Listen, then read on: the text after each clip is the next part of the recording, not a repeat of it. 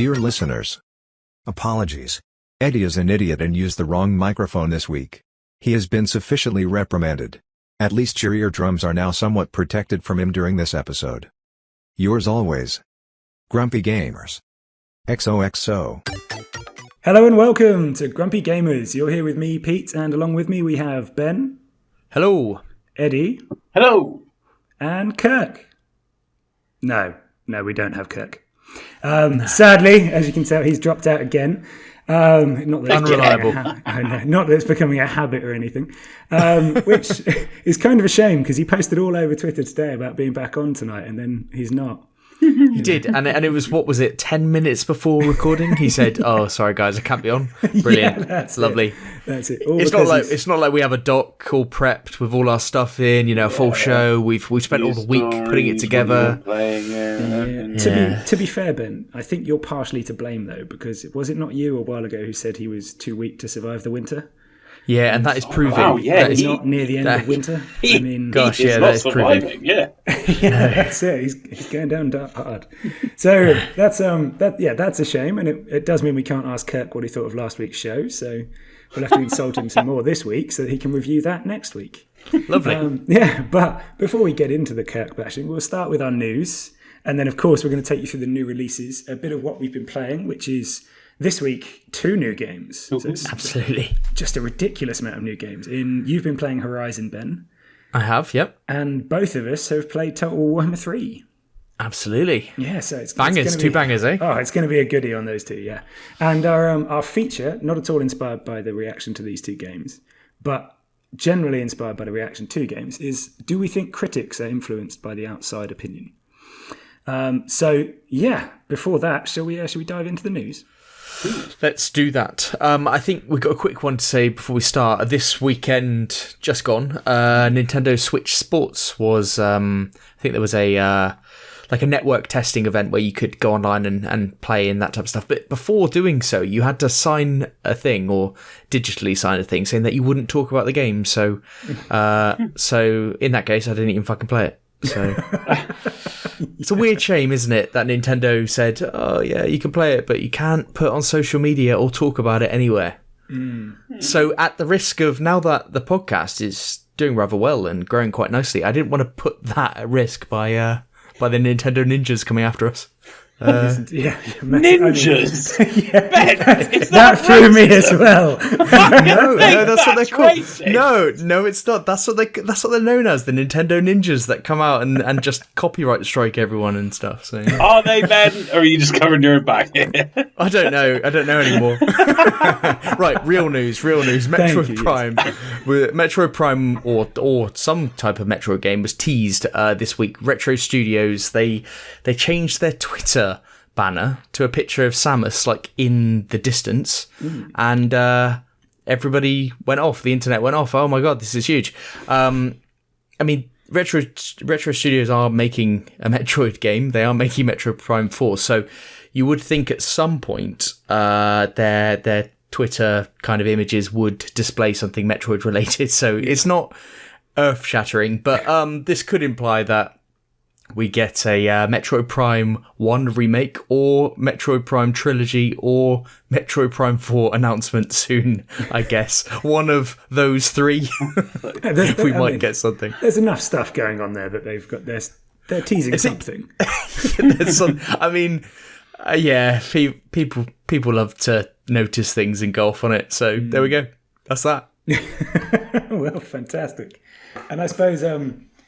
my follow-up to this is actually just another small note, really, which is oddly enough to do with a lot of our show today because it relates to Warhammer 3 and reviews. So, yeah, have you guys seen what's been happening in the feedback for Warhammer 3? Yes, yeah, I've seen it. No, fair enough. Basically, it has been review bombed massively by the Chinese player community. Which was quite an interesting one. It literally came out, people were signing on, saying less than an hour played and giving it massive negative reviews. And on a big scale, huge scale in terms of the Chinese language reviews anyway. And it was quite an interesting one. So I had a look as to why. And it turns out that it's all to do with essentially the PR campaign beforehand for Warhammer 3 in China, where in all the previous versions of the game, in Warhammer 2 and with Three Kingdoms, for instance, they gave it to very specific people to play it before release. And those people were big fans of the series and had the right crowd watching them. Right. Yeah. And it seems with Warhammer 3 they didn't do that. They sent it out to a wider array of bigger influencers, most of whom have no idea about the game, weren't very interested, and didn't know what were spoilers and what weren't. Oh. Right. So we'll cover this a bit later, but there's actually quite a bit of narrative to Warhammer 3, and a lot of people were very angry to see it spoiled. And it seems to be that's the big thing that's caused the problem. We will cover this later, but I mean, from somebody who's not totally into the Warhammer series, but surely that's not the main... Surely that's not a big deal. Is it a big deal to you, Pete? Not to me at all, no. But I'm not in the majority, I don't think. A lot of them do like the narrative in these games. I'm all about the story. Like, I think me and Eddie share this, and I'm all about the story I can make for myself. Yeah. Yes, yeah. So spoilers in the narrative elements of it, I don't care. It doesn't bother me at all. But Ben, I will. They do. I will go on from Pete's point to say that I thought Warhammer was all about making your own stories, but the books, Pete, they're huge, aren't they? All the Warhammer and Warhammer 40k books, they're massive. So I think there are a large majority who play for the kind of follow on from the tabletop experience, but I think there are a lot of people who play it because they've read loads of books. So right. I just know that when I'm well into a series or a new game comes out, like Elden Ring, let's say, is coming out on Friday. Spoiler for our new release section. But that's obviously coming out. Huge game. We know, I think there have been reports that the game is in the wild now. So people do have it. And I just avoid anything to do with it. If I'm that sensitive to spoilers and plot material and stuff like that, and I know that that's something I don't want to be I don't interact with the game. I don't engage with any influencer that has anything beforehand or anything. So surely that's a risk you just take, and that's part of it, part of the system now. It seems to be, but I do understand where they're coming from as well, because it seems like a lot of the core fan base were upset that it was just random influencers who got it, as opposed to the people who actually value the series. And then the fact that they spoiled it all as well just added up to being a really bad look. Well, but the thing is, the game came out though, and then after that point, it's done. Like, the fact that it didn't go to the people that you liked, that's all over. You get to play the game. Go play the game. You've got it in your hands. Yeah. Like, go and play the game. No, review bomb it. Right, okay. Review bomb it and then put 100 hours in afterwards. Yeah, exactly. You really to play it, but you need them to review bomb it, and then it can be your favourite game. Yeah, right, okay, that makes sense. I have done my part for the community. But yes, it is a strange one, but it does show the strength of feeling, I suppose, about who is allowed to play this game early. It's quite funny. I actually watched the Spiffing Brit live streaming a bit of this. And that was obviously great fun because he's literally paid to find all the exploits, isn't he? That's what he does. Yeah. So he was, playing it literally in the most cheesy ways you've ever seen, and really enjoyable. And that was the day before it was released. Yeah. Doomstacks, making the AI bug out instead of actually fighting properly, that sort of thing. Which is actually a really valuable tactic for later. But it was, I don't mind that stuff. It doesn't bother me at all. But if it does bother you, avoid it. You're dead right. Absolutely. Just avoid absolutely. Yeah, exactly. It's just people getting upset with silly little things. It's a bit ridiculous. As all review bombing is, really. Yeah, true. So what's next? Yeah, I think there was way too much of a gap there. Eddie, we talked about this. What? You're up next. I know I'm up next. I didn't know you were done with that one. Sorry, just barge in. Oh yeah. Surely it's up to Pete to go, right, who's next story? He's the fucking presenter. Sorry, Eddie, it was my mistake that I didn't realise a 5-second pause didn't indicate that fine. Yeah, you can't go on. It's fine. Shall I go next? Why no, not? Don't worry about it, mate. Right. Well, I am going next because you've put 3 next to Kirk's name, and you told me I'm doing Kirk's story, so fuck you. You're the new Kirk, yeah. So I'm doing Kirk's voice as well. Yeah, that's why we just had a go at Eddie. Exactly. You're thinking it's Kirk, right? Nice one. Right, Cyberpunk's next-gen patch tested on PS5 and Xbox Series S. This article is by Thomas Morgan. He's a senior staff writer at Digital Foundry. He says, there's no dressing this one up. The junior Xbox has no graphics toggle at all and is set to simply run at dynamic 1440p. I don't know why I said it like that. That's weird. At 30 frames per second, which is the biggie. In pixel counts, that's actually a range between 2304 by 1296 up to 2560 by 1440. That's how you're supposed to say it. Based on my testing, purely on a surface level here, it's a shame to see it miss out on 60 frames per second. CD Projekt Red said it's investigating adding it, but equally, no ray tracing features are enabled either. The key thing here is Xbox Series S doesn't have a toggle for performance or graphics / ray tracing mode, unlike the Series X and PS5. I played the Series X version, and further to my comment at the beginning of the story, I'm left underwhelmed by the features. Sure, it's 60 frames per second, runs smoothly and works as intended, but when going to the ray tracing mode, it runs at 30 frames per second. And is that you reading Kirk's? I think he's reading Kirk's notes. Yeah, which I mean, perfect. But oh, is it? All right, okay. We should probably tell Kirk to put a separator in there. To be fair. Yeah, you just went full read mode. I thought this was still his. All right, okay. Sorry. My apologies. No, this is what happens when you tell me 10 seconds before we start a fucking podcast. We gave you as much notice as Kirk gave us. Come on, man. Yeah. I was going to say this was a large chunk of fucking, copy and pasting Kirk's done it. But, I know, it's like Ben's writing it for himself. It's mad. Yeah. Like Ben's notes. Yes, to take away from this, I can't believe that 30 frames per second. I thought 60 was like the benchmark. I thought no games are allowed to be under 60 frames per second because it's noticeable, isn't it? Yeah, I think my take of that. I think you're bang on, Eddie, and I think what we'll see going forwards is 60 frames being the standard when the older generation games are left behind. So when games are made purely for PS5 and Xbox Series consoles, I think they will universally be 60 frames and 2K or 4K or whatever. But I think it's 60 frames will be the thing. But at the moment, I think the previous gen games are holding back. So 30 frames is almost acceptable. No, they already had a 30 frames mode. So they probably just kept it there because it was too much to bring the Series S up to 60 or something. I do think it's disappointing. I think CD Projekt Red, like you said, are investigating getting 60 in there because once you've played 60, 30 is fucking hard to go back to. It's intense. Yeah. It's intense on the brain. Yeah. To be honest, it's interesting that they've throttled off ray tracing as well. Because it makes such a difference to how that game looks. And that game looks so good with everything turned on. Yeah, I've been playing the PS5 version. And you're right. The lighting in that game is fantastic. I have been playing on the performance mode as opposed to the graphic resolution mode. Yeah. And I think both modes look great. But the performance mode, 60 frames a second, that game looks so good. Yeah. It's one of, and I do think at times, because it's in that dark environment, we've said this before, haven't we?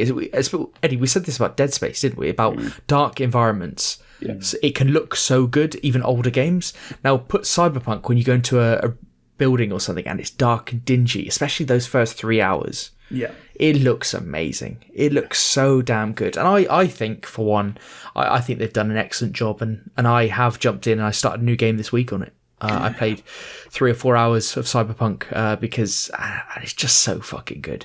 Go on, Eddie. I've got the trial. I've installed it, so I'm going to play. I mean, it's funny because I think I played around 5 hours before returning it last time, so I think I'm going to play the exact same fucking 5 hours. But still, it might be enough for me to buy the game. Oh, Eddie, just start as a new starter story. Like I done the Corpo twice, and I did Street Kid as my restart this time. I was the one. I think is it Nomad?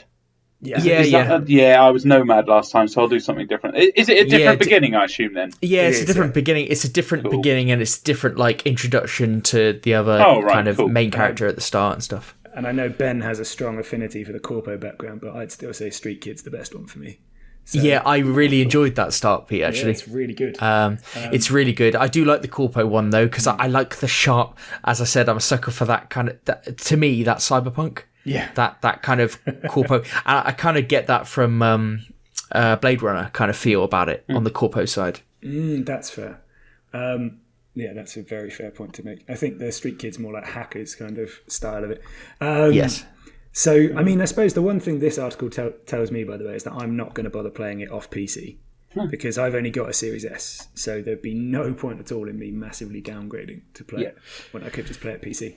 No, but there are other benefits. And one thing that I had noticed and I didn't know before I played it, on PS5, the haptic feedback triggers when you're driving and it changes gear. You feel it through the trigger. It's quite cool. Oh, cool. Nice. Yeah, it's quite cool. Well, talking of things punk, I suppose we should move on to NASA-punk this time, which is great link. I know, great link. I know. It's almost like I lined these up in that order for that reason.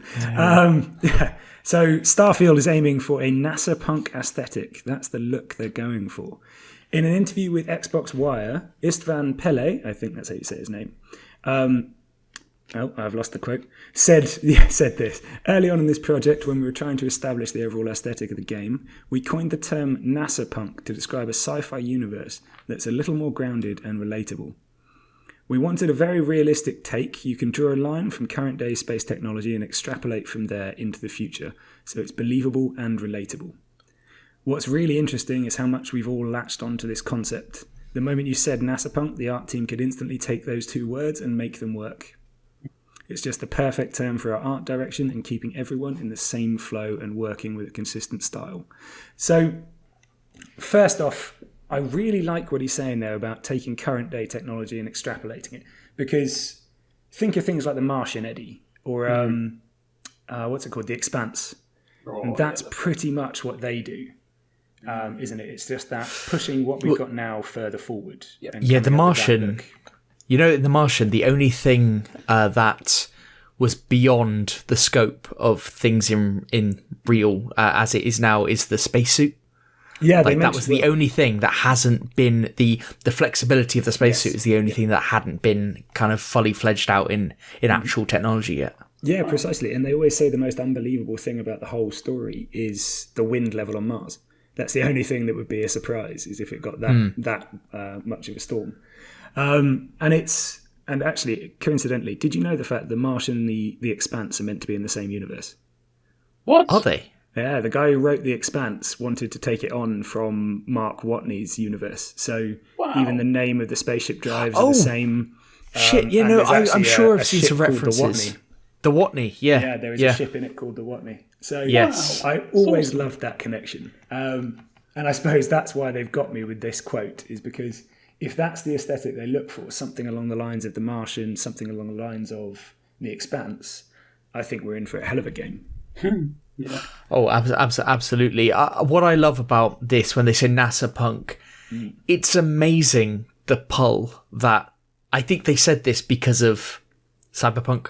Like, you put punk on anything, everyone's video game brain turns it to Cyberpunk, and it's just amazing still the pull that game has. Like, it's also, you say NASA-punk and it's cool. It's immediately. Yeah, it does. I mean, you think there are two really popular subgenres, aren't there, in steampunk and cyberpunk? So the moment you tack on that, and I mean, we've talked before on this show about skypunk, swordpunk, and a few other things in different games. It's a really good one to draw attention to it, because it's that gritty, dirty version of something you already like. Yeah. Yes, I and equally, just like 2 years ago when it comes out, on the 11th of November when this comes out, I am going to be saying that this is going to be the best game of all time. Fantastic. just like with Cyberpunk, I'm going to go through the same emotions again. I look forward to the same crippling disappointment.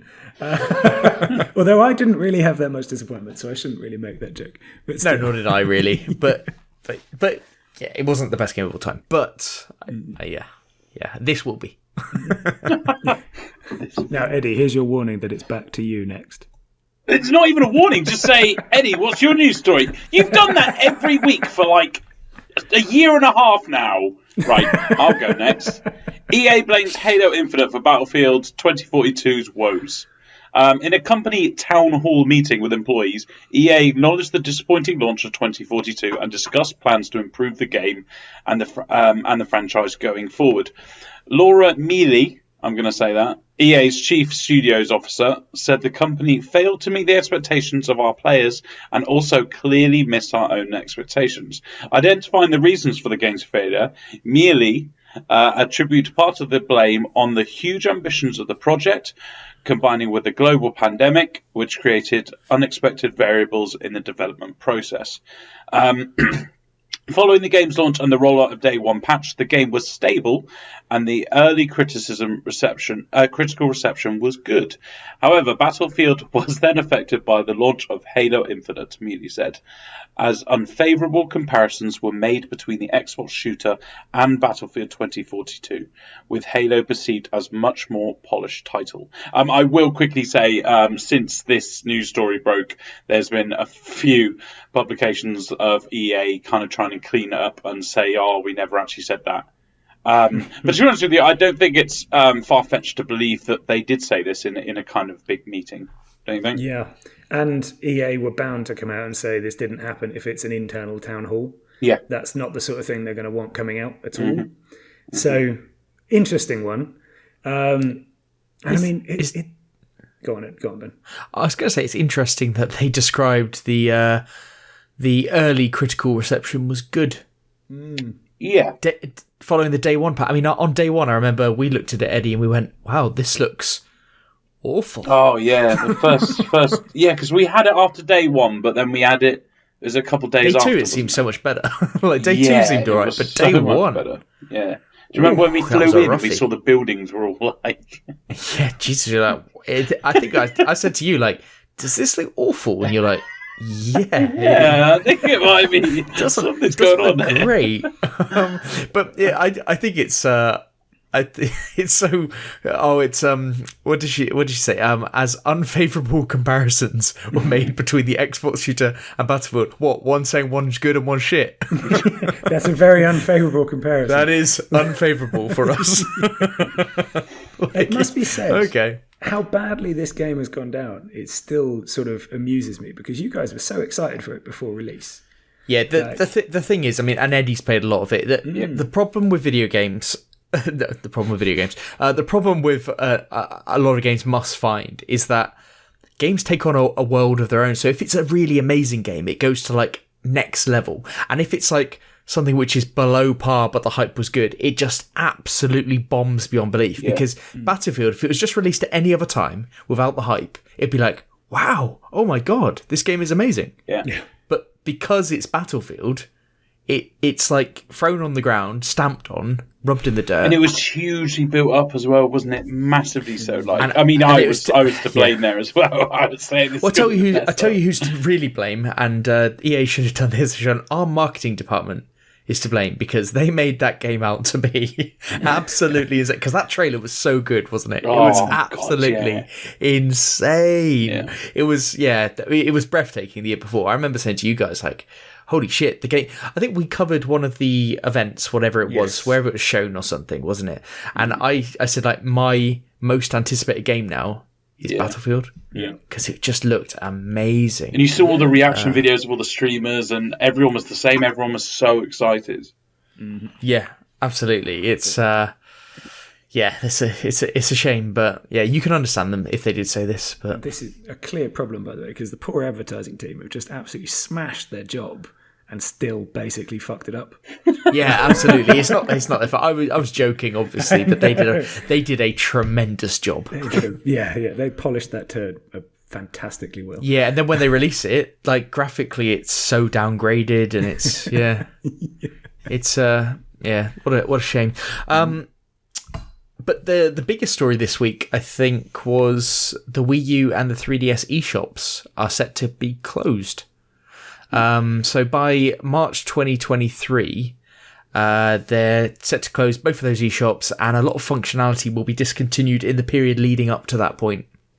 So basically, to outline what that means, is that you won't be able to buy or redeem any codes for games past that point, and you won't. But you will be able to re-download purchase games that you've already got, and you will be able to still play online. However, there has been a report that's come out today that after that point, and I think it's within a couple of years, you won't even be able to re-download games that you've purchased. So probably by 2024, 2025, you may not, games that you own digitally, you won't be able to re-download if you've had to load them off your Wii U or something like that. So Nintendo said this is part of the natural life cycle of any product line as it becomes less used by consumers over time. So they're just saying, look, this is standard fare. Yeah. But I think people are up in arms about game preservation, all that kind of stuff, saying, oh, don't you have a moral obligation to preserve games? And Nintendo are just like, no. It's fine. But for me, I think this really highlights the issues that we haven't come across in the digital age yet, and we haven't really fully understood, and the repercussions and all that kind of stuff, that digital shop fronts will shut down on some of these systems. Mm-hmm. Not only that, but the servers and the ability to re-download and have things on your console and to get things to work may not be there forever. Now, when you buy things digitally, it's a weird form of ownership. It's like you kind of have it, but if they shut it all down, you don't. And now we're getting to the stage where physical discs are going to go. Yeah. And not only that, even if you do own a physical disc, let's say Horizon, or may not be a good example, I don't know what the day one patch was like, but a lot of games come out, you put it in, and it's an extra download on top, an extra patch to get that thing to work. So you haven't even got the full game on the disc now. Yeah. So what happens when all this stuff? I don't think gamers really know. I don't think they understand that. I don't understand it. Like, what happens when do things get shut down? Yeah. And in 20 years' time, are we going to be able to play these games that we own physically now? Well, Ben, there are these things called emulators, my friend. Well, yes. They will do the job for us, especially with old Nintendo stuff. They're all over there. Yeah, I was thinking that at least Sony are rumoured to be bringing old games back or forward with this Project Spartacus. Nintendo haven't got any indicated rumours of how they're going to deal with this, and that's the real problem. But the big winner here is PC. Yeah. Because if you buy something on PC, on Steam, let's say, as long as Steam don't go out of business or whatever, then you're always going to have that there as long as you upgrade your PC. Mm-hmm. But even that, I mean, games from 25 years ago, they still can't, not all of them can be run on your PC if it's not a huge game. But as I found out with Populous and Age of Empires 2 last year, Ben, when we were preparing for Jack's episode, you can emulate them on a browser. Yes. And I even think isn't Populous just been released again? It's not on PC Game Pass. I think it might be. Yeah. I think it's been added to PC Game Pass. So no need to emulate that. Great game for the record. There we go. But that's the news. That's the news. Fantastic. We're on to new releases. Cool. Oh, lovely. That's me. Number one is Edge of Eternity Cloud version coming out on Switch February 23rd. I'm not going to go into this too much. We actually talked about this. Was it last week? I think so, yeah. It came out in November 2018, but I think it came out Xbox Game Pass last week. That's why we talked about it. I remember this because I've actually downloaded it. Can you believe Christopher Eddy is going to play a JRPG? A JRPG? I remember you being positive about it last week, though. Yeah. I honestly think it looks really good. I mean, there are a few things that I've researched and I'm disappointed that it doesn't have in the game. But I don't know. There's something about it. It looks quite nice and quite quirky. The thing that I'm going to have trouble with is playing this over my Cyberpunk trial and Warhammer 3, as well as the two games I'm currently playing. So that's going to be quite difficult, but we will see. Next one, Final Fantasy VI Pixel Remaster, coming out on PC February 23rd. So it's Final Fantasy VI. I never played that one, so I can't tell you anything about it.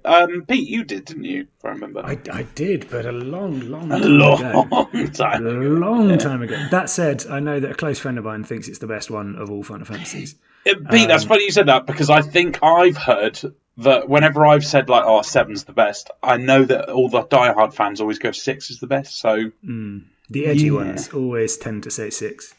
So I mean, I would actually quite like to play it, and it is one I might end up getting to because it's been remastered and because it's PC.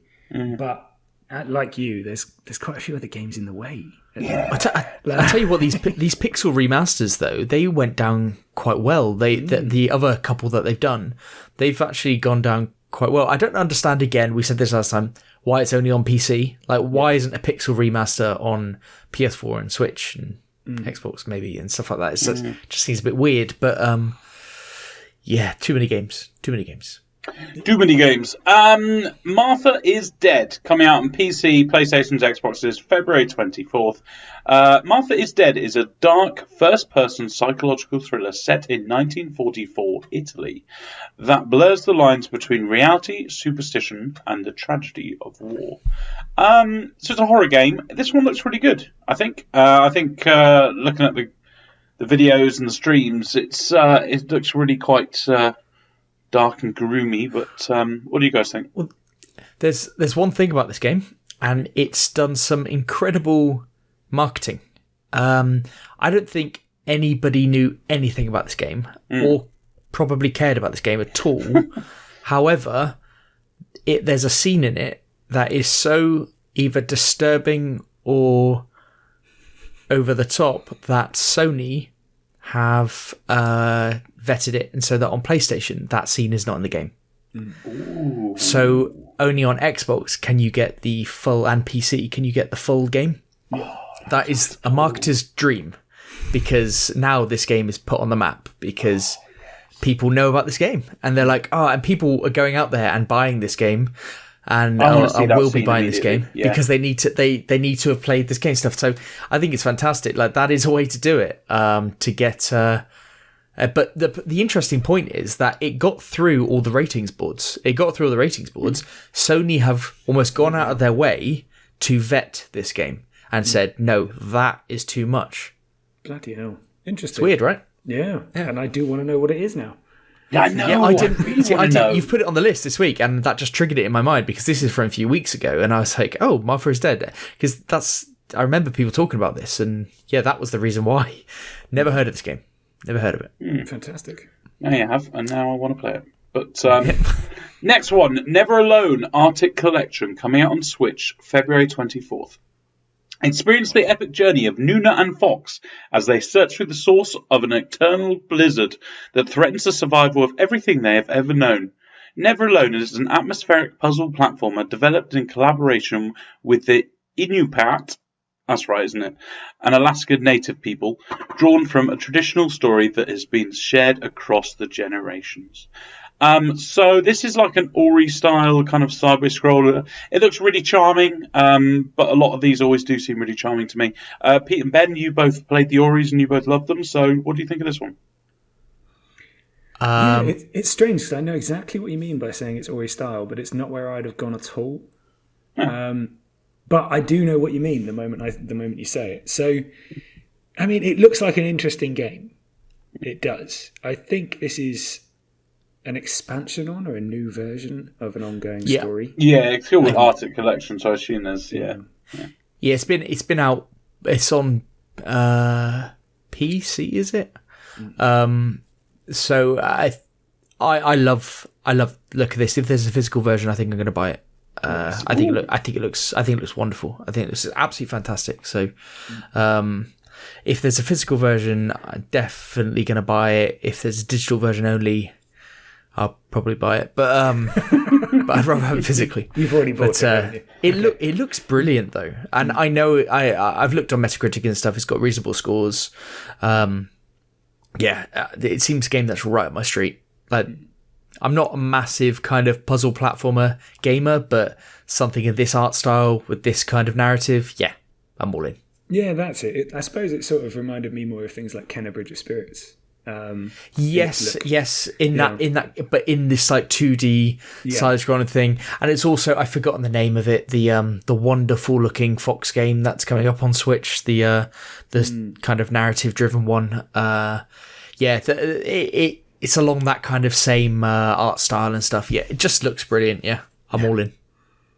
Cool. On to the big one. Elden Ring coming out on PlayStation's, Xboxes and PC February 25th.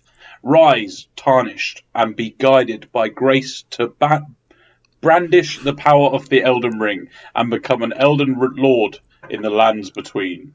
What's happened to the voices, Eddie? What's happened to it? Why don't you give it a bit? Go on. Do you know why? Because I keep on messing up, so I'm like, it's a bit embarrassing when I keep on messing up and doing the voices. Do it again with the voice. Give the voice covered for the messing up, so it was perfect. We needed it for Elden Ring. Come on, that's the one. Sure.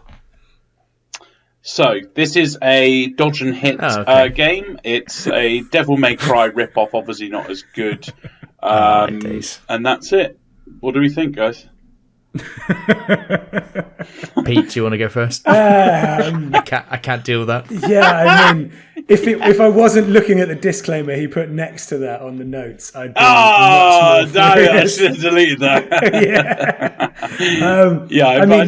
I said all seriousness that it looks fucking great, and it's with George R.R. Martin. Did he do the story or help with the story or something? Yeah, he actually he designed the entire story concept before they even made the engine or the game mechanics even. So big involvement, but very early on, and I don't think he came back in later.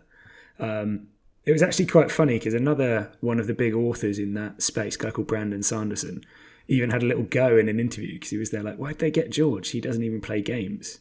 I saw that. Yeah, I found that quite funny, and it's like, for one thing, Brandon Sanderson does literally everything. So, dude, give something to someone else. Chill out. And for another, it's George Martin. Like, it's going to be an awesome story. I love everything they're doing, even the wording they used in that description there.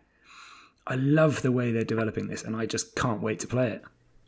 Yeah, I feel the same way. I can't wait for Friday. This is going to be a big one. I'm just looking forward to going back into a Souls type game setting, and I don't really want to go back and play the old Souls games. I've gone back and played them a number of times, or tried to go back in after beating them, and I just want a new game. I want a new Souls game, and I didn't get into Sekiro. I didn't get to Sekiro. It's a different setting and stuff, but yeah, I love Demon Souls when that came out on the PS5. I absolutely loved that, and that was over too quickly. This one is going to be bigger, better, newer. And I'm loving everything that I've seen, but I'm just now avoiding everything until that comes out. Yeah. It must be said as well, Ben, I don't know if you had the same, and you've played them all much more recently than me, which makes a big difference, but I think there's something about the way they're doing the colours for Elden Ring, that sort of really autumnal sort of flavour we've got to it. Yes, which is really drawing me in, because I'm so used to grim darkness in this style. It's much like Fallout New Vegas compared to Fallout 3, for instance. You know what it is, I think, to me. I think it must be because of this open world setting, and they're just, I think they're doing several things here. They're trying to bring more people in to the Souls type games. Yeah. I think they're just softening that grimness a little bit, and the open world setting. I mean, they've said a number of times about that this is the most accessible Souls like game. So because you can go anywhere, if you fail somewhere, you go somewhere else. It makes it easy. It gives you better opportunity to start leveling up. I think that's because in Souls games, if you can't do something, basically you've only got one or two paths, and you start grinding out levels to get stronger. Yeah. But actually, if it keeps it interesting, you keep people in the game. And I think maybe they're just exploring other ways of still getting the same environment. And when you go into dungeons and stuff, I'm sure it'll be the same as what it always was. But they're just trying to make it a bit more appealing to the masses, and I'm all up for that. Massively so. How much is it? Do we know?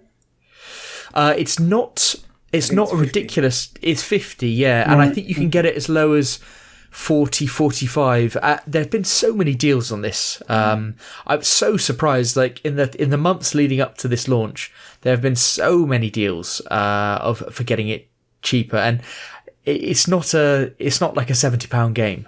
And do you think that could be because graphically? Like, we'll talk about Horizon later and stuff, which is known for graphics and all that kind of stuff. Elden Ring, nobody's talking about that. Like, that's not what Elden Ring is about. Elden Ring is about gameplay and just, it's about so much other stuff, isn't it? It's about it's just not triple. It's a AAA game which doesn't look AAA, if you know what I mean. And with that comes a reasonable price tag.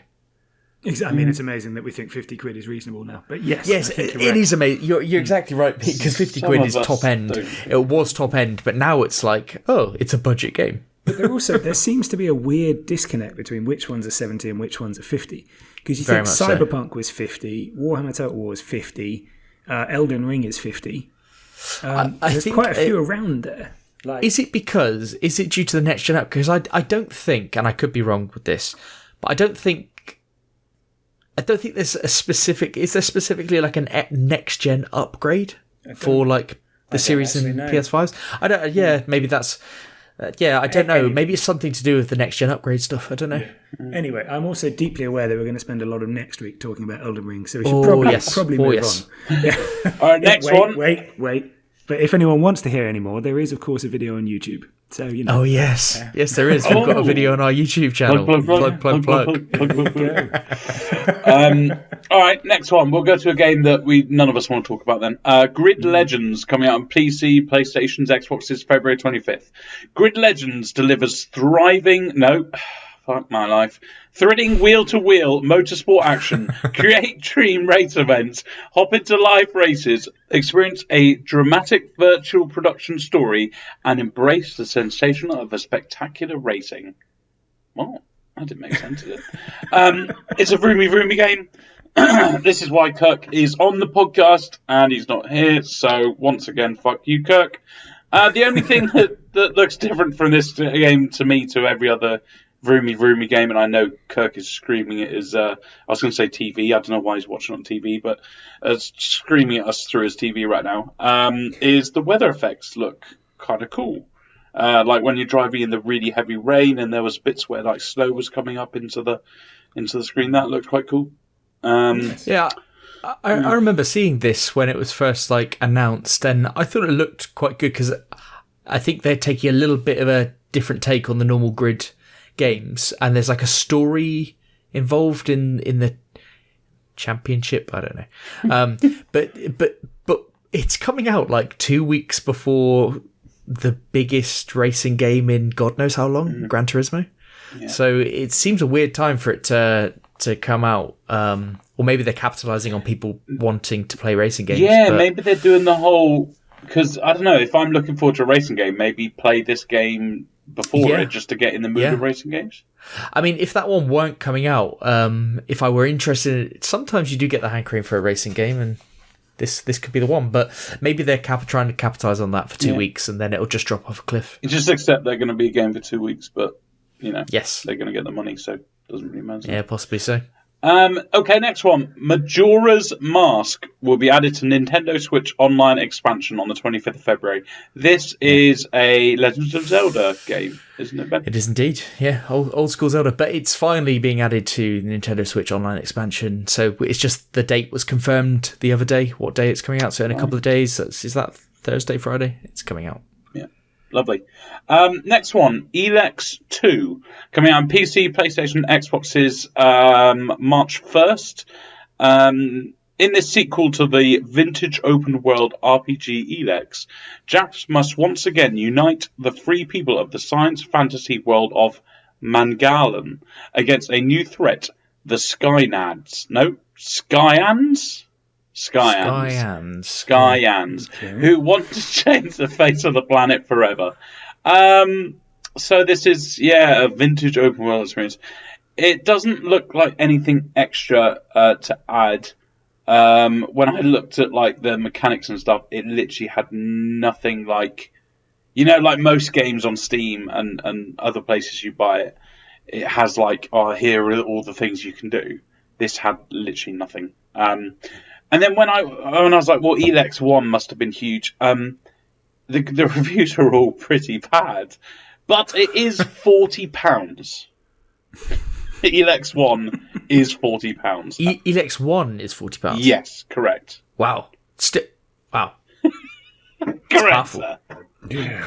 That's big time. When the second one's coming out in a week's time. You're not wrong, sir. You're not wrong. Yeah. Elex 1, and here we are. It came out in 2017, and it is $39.99. Well, I tell you what, this Elex 2 looks like nothing that anyone should be excited about. That is what it looks like. You know what's a shame as well is when I saw that it was like, it's a post-apocalyptic world. I love a game with post-apocalyptic world because I kind of tell myself out. But even me, looking at these videos, was like, oh, come on, this looks bad.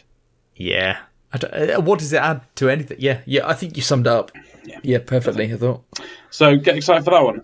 Next one, Far Changing Tides, coming out on PC, PlayStation, Xboxes, and Switch March 1st. An atmospheric vehicle adventure that follows the emotional journey of a boy and his ship as he embarks on a voyage to find a new home. Oh, right, Ben, I can see you've added a note. I could have sworn you played this, but what did you play? Oh, yeah, no, it was the... Yeah, this is the sequel. So I played Far Lone Sails. Yeah, so you put that note that I'd played it, and Pete, I think, said wasn't that Far Lone Sails. It was exactly that. So we have a review on our YouTube channel of Far Lone Sails, but the first one was lovely and atmospheric and a very good game. The good thing about this one is it's also coming to Game Pass. Ooh. Yes, indeed. So I'll actually play it. I'll probably play it as well because I really enjoyed your stream, Ben. It's perfect. It's perfect because it'll be a couple of hours long. Like the first one was 3 hours long? Yeah, they're fantastic little palette cleansers, aren't they? Exactly, with Elden Ring, lovely, and Warhammer, little palette cleanser, lovely. Yeah. Okay. Chance. Next one. I'm not going to call it Little Orifices. It's called Little Orpheus. Going out PC, PlayStation, Xboxes, and Switch March 1st. This definitive edition of the multi-award-winning hit by master storytellers, The Chinese Room, is remastered for the big screen and includes all bonus content of the original. A hero will emerge. That's a weird thing to just end on. It's a 2D sideways scrolling game because we don't have enough of these already. The thing is, when I see all these kind of games and I compare them to actual good ones like Ori, it looks very vibrant. I think that's the biggest compliment I can give it. Vibrant is a great word for it, yes. Yeah. Colourful, yeah. Colourful. Yeah. I think it looks like it could be a competent game. Yes. It could be. Yes, I mean, we are really, really committing. These are the biggest compliments we can give this game. Look, it's one of those. It's got very good reviews from what I've seen. So I'm sure it is a good game. I don't know enough about it, and it doesn't do enough to draw me in just by looking at it. No. It hasn't drawn us in enough to look past the pictures. Yes, yeah. So... And that's there we go. Need to know. But that's it. It's all about Elden Ring this week. Damn right it is. But and there was the other one that I'm going to buy. What was that called again? Never Alone Arctic Collection. Right. Yes. Yes. It's also about that. It's not at all about that. It's all about Elden Ring. And at some point in 2 months' time, you'll play Never Alone. But Elden Ring is for next week's what we've been playing. For this week's, we should probably start with something we've actually played already, shouldn't we? Yes. So, I don't know. I mean, Eddie, do you want to go first?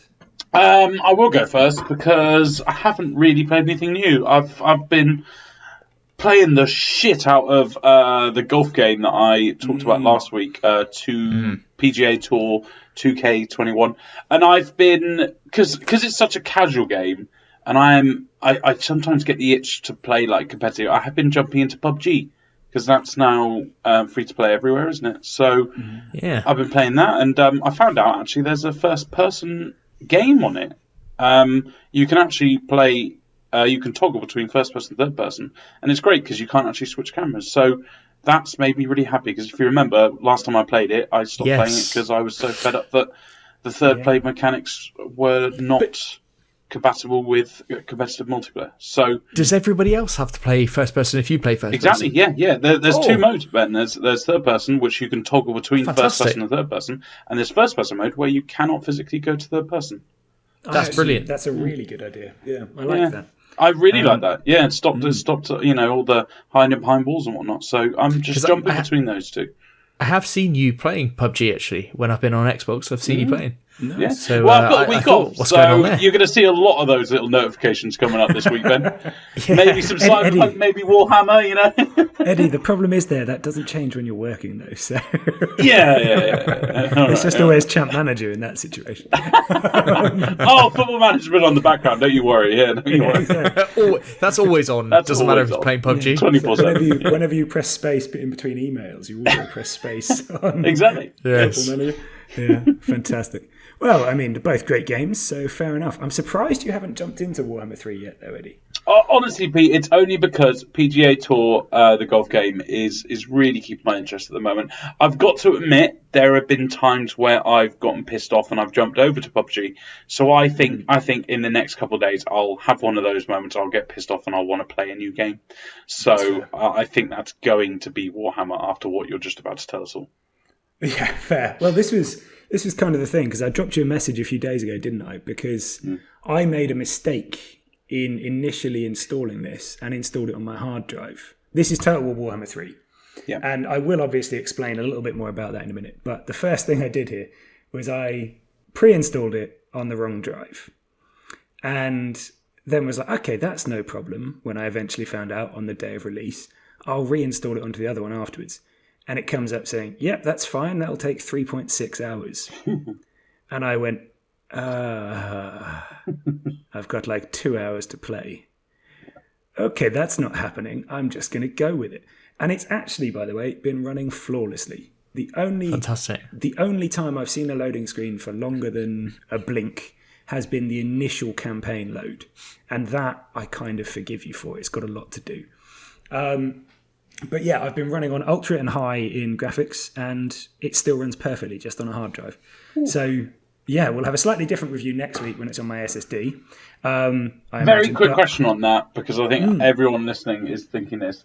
How about the end turns on on your hard drive? It's quicker than 2 was on my SSD. Whoa, wowie, yeah. That's huge. Yeah, and the other thing that they've added in, by the way, is a counter of how many factions there are, so it tells you how far through the end turn you are. Yes, yeah. And it goes so quickly that you don't even go, I've got time, I'll get up and do something.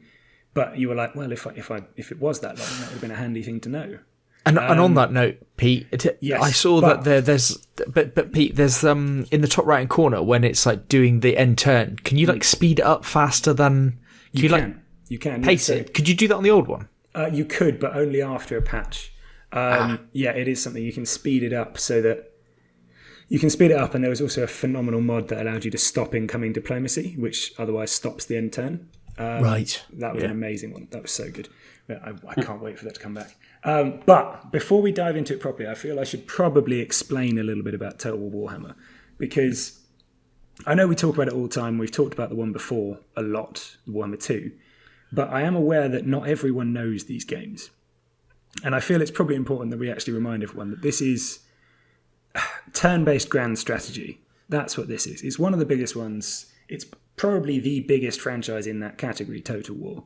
But it is, turn-based strategy with a combination of 4X on the campaign map and then live control of battles, where you can take hundreds of units and fight one another. So that's just a basic overview of what the game's about. Yeah. And the elements to it. And I mean, people might remember even that they used to use one of the old engines for it to make a TV show called Time Commanders.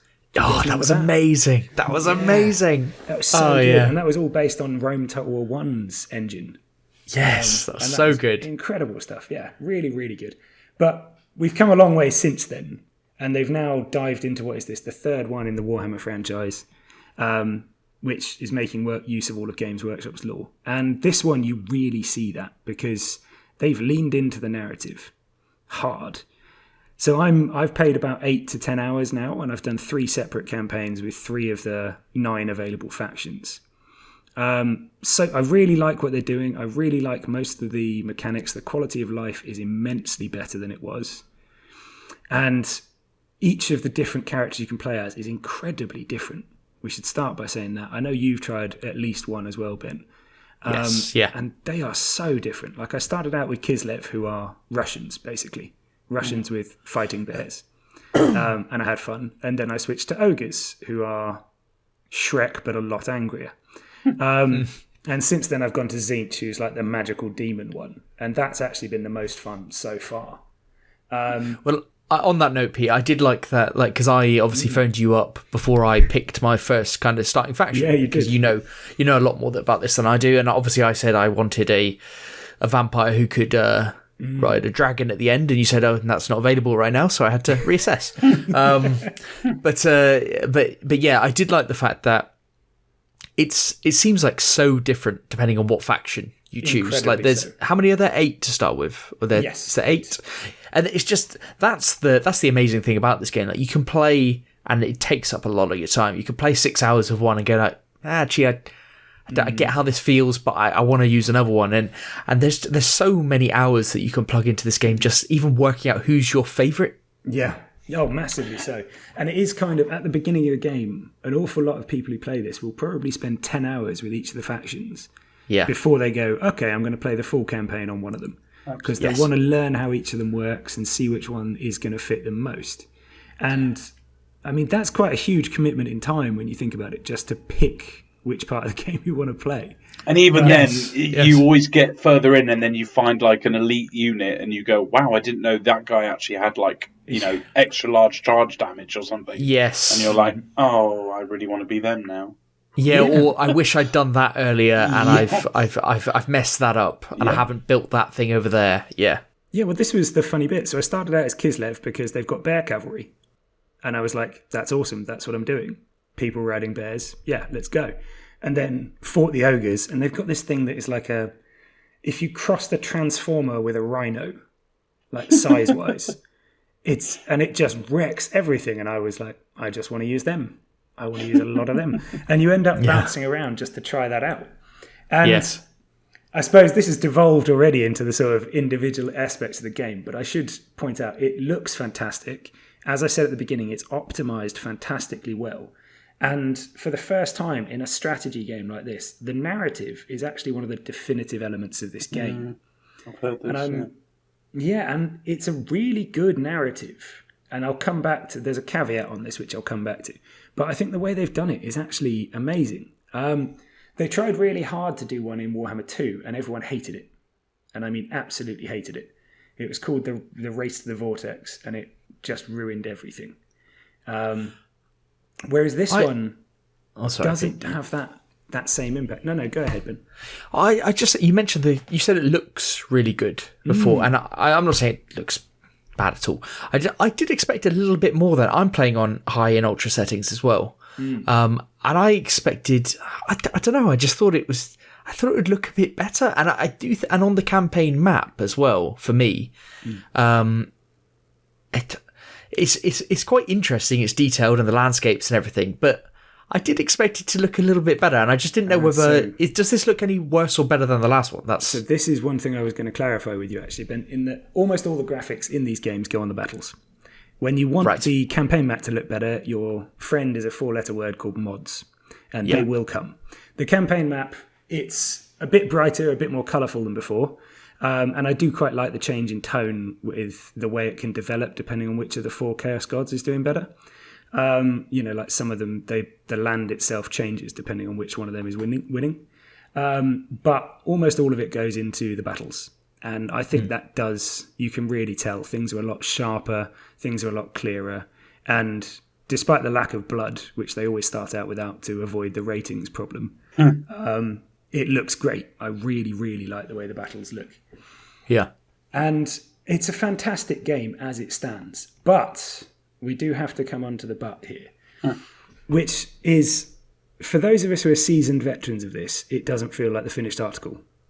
Because we're all waiting for the combined map. Yes. That's really the case. We're waiting for the big map of everything. And I don't know about you, Eddie, but I have certain factions from the whole of Warhammer that I want to play as. And basically none of them are in this game. I'm glad you said that, Pete, because the one saving grace that when I was looking through the 8 factions was I think I will like playing as Kislev. So I think that's the one saving grace for me. But if I don't end up liking them, then yes, I'm going to be really pissed off that I can't be Dwarves, or I can't be High Elves, or I can't be Empire. Yeah, it is a major problem because all of these guys are in the setting tertiary races, basically. Oh, Pete, absolutely. I said this ages ago, didn't we, when we were talking about when it will come out? I think we were talking about it 6 months ago. And I was saying all these races. I used to be a diehard Warhammer fan when I was a kid. We used to play the tabletop game. And nobody was any of these races. I mean, the chaos, obviously, some people were, but it was very rare because they were seen as the ultimate baddies. But no one was the Kislev. No one was the Chinese people that are in it. What are they called?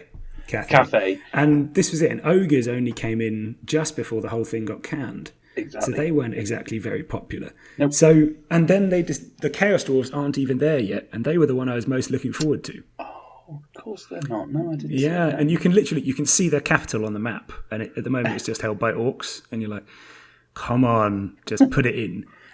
Just get all the stuff in here, because when that combined map drops, it's going to be a way better game than it currently is right now. And this is tied into by the fact that this narrative is so strong in the main campaign. Because while it's much, much improved from the Vortex in Warhammer Total War 2, it feels restrictive. Right, it's stopping this game being a story generator, as we used a few weeks ago as the term. You don't have as much freedom as you would do in the older Total War titles. In medieval Total War 2, for instance, you could start out as Portugal, and I did this quite a lot, by the way. Start out as Portugal, immediately abandon all your towns, sail to Jerusalem and try and form the Kingdom of Jerusalem. Turn 1, you could do that. In this, you have about 20 turns, and then the narrative is in your face immediately. Wait, so I don't understand. With this campaign, can you not just play? Can you not sack it all off and just play your big open world map? No, you cannot, because you can and will lose the campaign. This is the big thing, Pete, for me. Like the narrative that you're describing behind it, it basically creates a different way to win the game other than just world domination. Yeah. And for me, these Total War games are about world domination. I know there are different ways that you can win, but and from a noob to the Warhammer kind of series, I did find that the story that's attached to this, or the narrative that's over the top of the game, is almost overwhelming on it. Oh my god! I agree with you. It's all encompassing. Like, even from the tutorial, which, by the way, is one of the things the Chinese audience was so pissed off about having spoiled for them. It's an amazing story they're trying to create, but it is the game. Like, everything else is subservient to this narrative that's going on, and if you don't follow it, around 100 and something turns in, it just suddenly will say you lost. Yeah, you're lost. Yeah, it's out of your control. So you can be going about your business, trying to paint the map, so to say, take over everything and destroy people, but actually, behind the scenes, you're losing the game. Yeah, and this is because of the narrative that's going on. Exactly, and this, by the way, this is definitely a game, even before the combined map, that I would chuck a couple of 100 hours into. I enjoy it, I like what I'm doing, but I don't like that limitation that's placed on it right now. By this narrative and by the fact that you can definitively lose after 20 to 30 hours of playing and have no way of carrying on. And you can hardly impact the other person, the AI that's beating you, unless you just go and wipe them off the map. So to not give any spoilers for anybody that cares or whatever, but what we're saying is that there is a certain objective to win the game that you have to be conscious about and moving towards. Yeah. In order to win. Otherwise, you're at a certain point in the future, somebody else, one of the AI factions, will complete that objective and they will win. Yeah. And again, still trying to avoid spoilers somewhat. But the other thing, as I mentioned to you earlier today, Ben, is it's actually made it that conquering the map is a negative. The optimum way to win this, and I know this because I've got a long way through one campaign very fast doing it, is actually to stay really small, fortify the hell out of your location, and just have one really powerful army. And follow the objective. Yeah. And follow the objective. Whereas in all previous ones, it's been about having the mightier armies overall and trying to expand an empire. And in this one, it's really not. You want to stay as like a duchy, and you could do it all. You could be tiny and win this easily. Yeah, I mean, that is that will go as time goes on, and that isn't necessarily the objective to win the game, and so the game still remains how it always was, and better than it always was by the sounds of it. To me, as a noob coming in, having played Total War games before, this obviously you get it straight away. The general mechanics are as always were. So if you liked Rome Total War 1 even, you can pick this up relatively easily. Yeah. It's not beyond this isn't, I wouldn't say this is the typical 4X game with that strict learning curve. What I would say is on the harder difficulty levels like you play, Pete, and probably what you play, Eddie, you have to do your proper min-maxing with your armies and really think about what you're doing. On the lower difficulty levels, like what I'm playing at the moment, just to get to grips with it, like it's pretty easy just to make mistakes and still be absolutely fine. Yeah. Which I quite like. So actually, you can reduce that learning curve quite significantly if you just play on the easy or normal difficulty levels. Yes, and I will also add, and this is mostly for you, Eddie, they've definitely improved the AI. It's still cheesable, it's still occasionally stupid, and there are some small things which I really hope they patch out, but it doesn't seem as suicidally stupid in battles as it was previously. Like, it's a bit more difficult to trap and isolate units to wipe them out. You have to use a bit more strategy than cheese now, which I think is a good thing. That's definitely a big improvement, because in the previous iterations, mostly cheese was the most effective way to win this. Yeah. So Pete, I know that you obviously you're waiting for the whole map and to have this game kind of opened up through mods or otherwise. But are you pleased with what you've seen so far? Like your verdict so far? It's really funny. It's kind of like someone has. You know when you go to a good restaurant and someone brings out a bottle of wine and gets you to try a little bit, and you have to go like, yes, that is what I want. Yeah. You know that phase? Playing this game is that for me right now. It's like, yes, I want that, but I want the bigger version. I want the actual end result of this. Yeah. I'm going like, yes, good, but not this particular bit. I want the full glass. How long until, do we know how long have they said? Because I'm shocked, Pete. I'm shocked that I'm hearing this for the first time. And you know what it probably is? It's probably great accomplishment of their campaign, and I've heard the campaign is absolutely fantastic. But it's quite annoying, because if the campaign was shit, then they'd probably go, oh fuck, we need to push up the deadline of when to release the full game, if you will. Yeah, well, it's interesting. With Warhammer 2, it came out a month later. God, with Warhammer, fuck my life.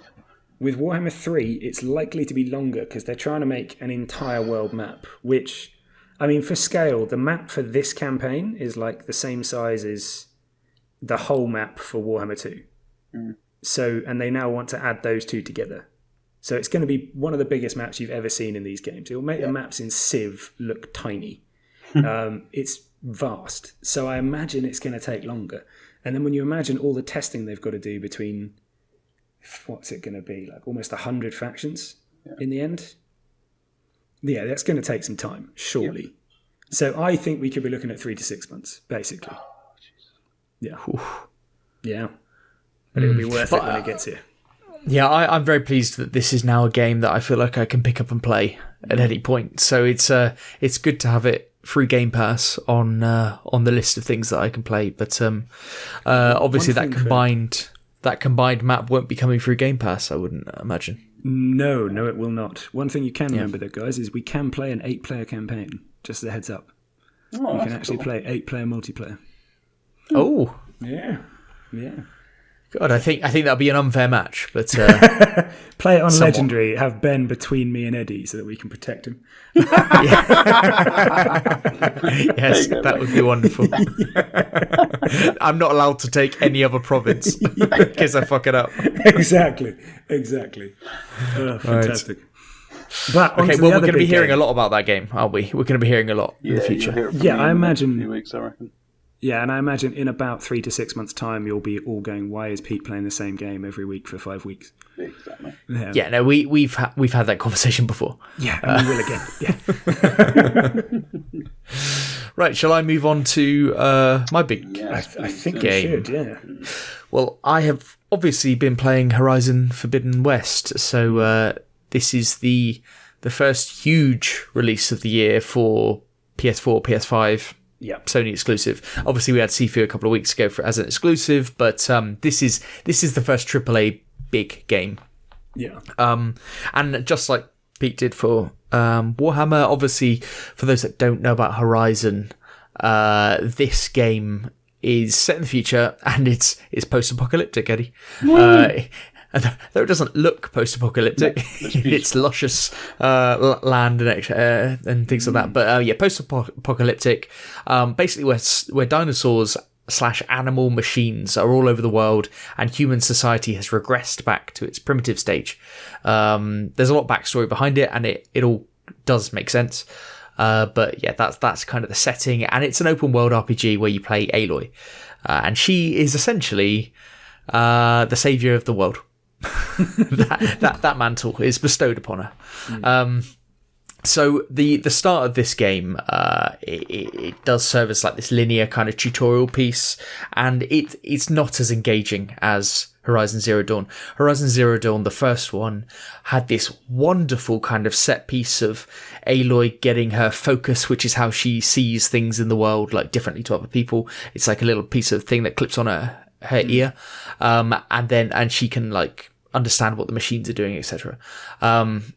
But it had this wonderful setup of her growing up, and then at the proving, like winning her status in the tribe and all this kind of stuff. But none of that, because you're kind of over that.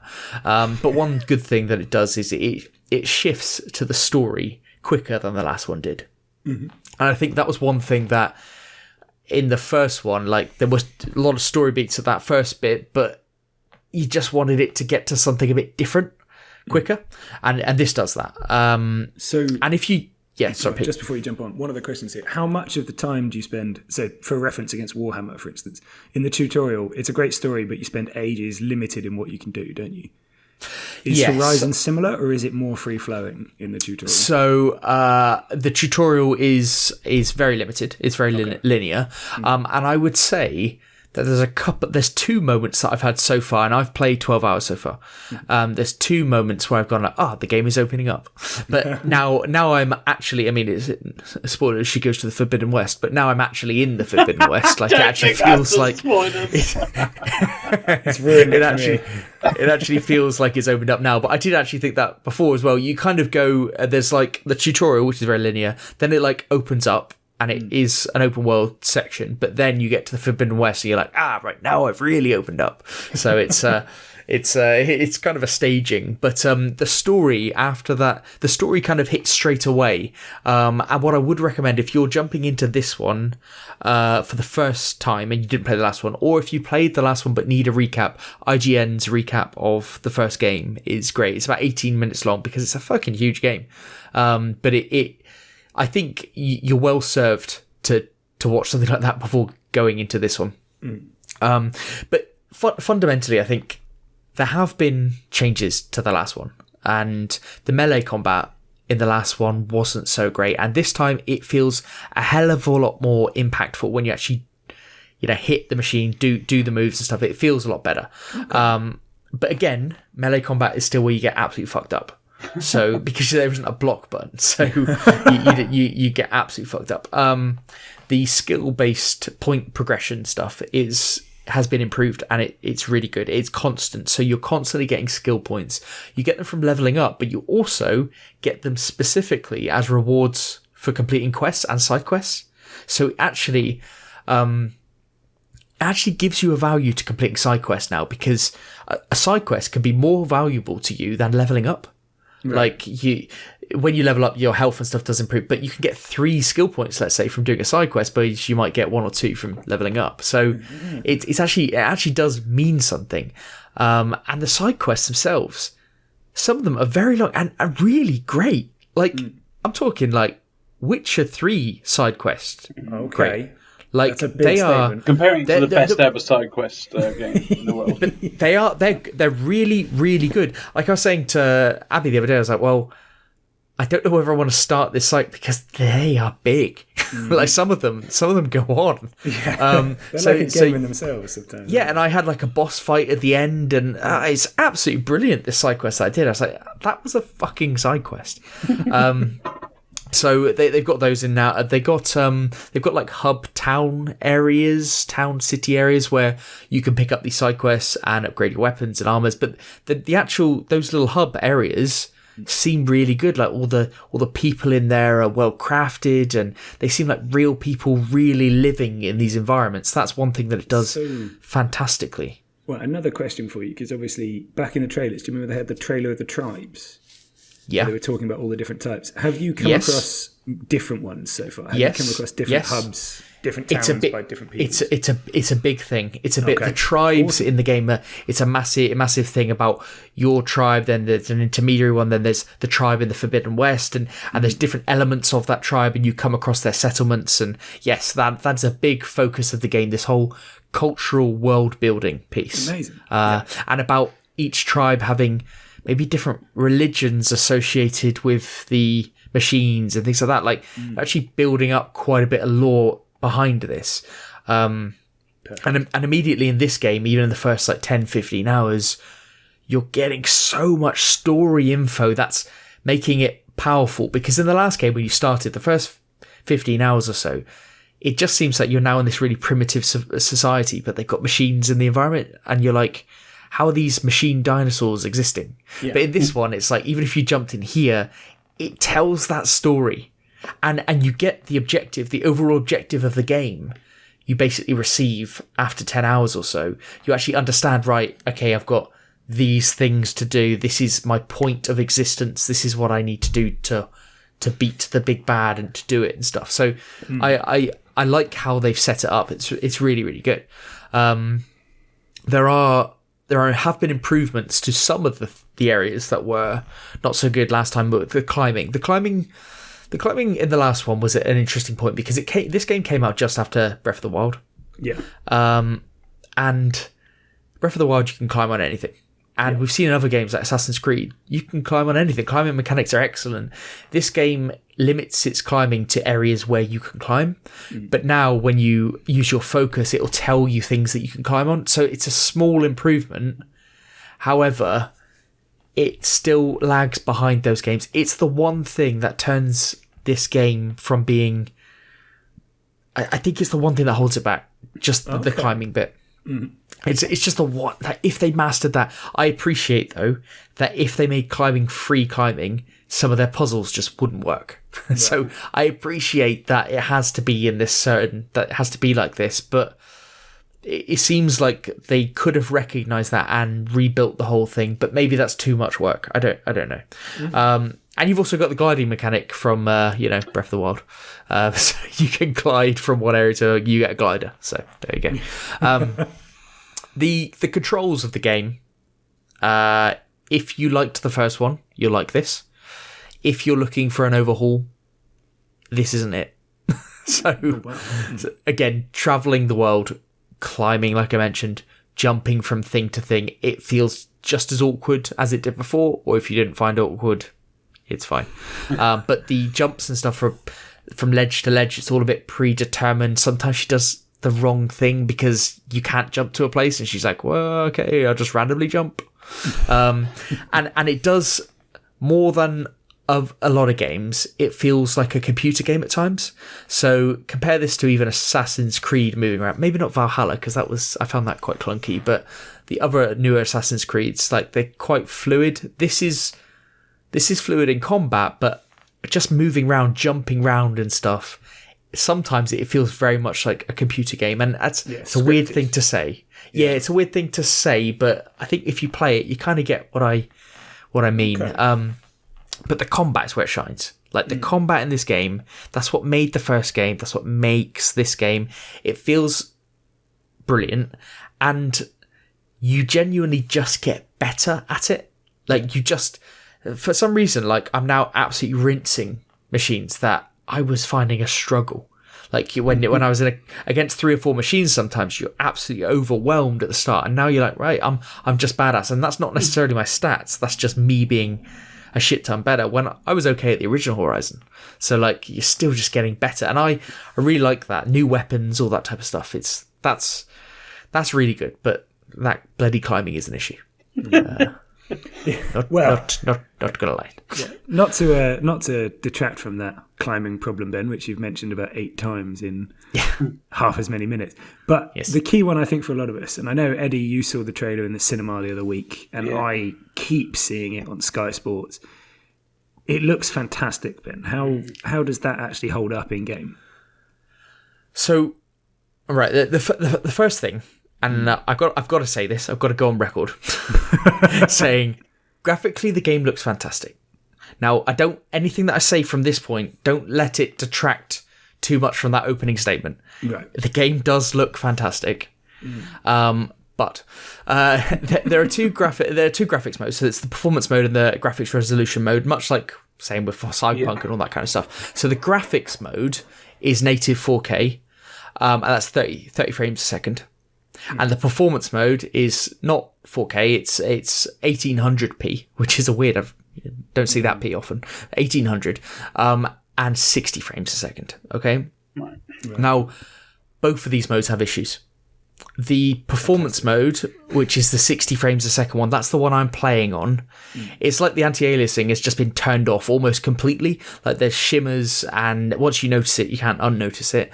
And like maybe the grass and stuff, it's like the edges are all weird. And again, the game does look fantastic. I'm picking holes in it, but yeah, that I think it's almost, I see it as fact. But it runs really smoothly at 60 frames a second.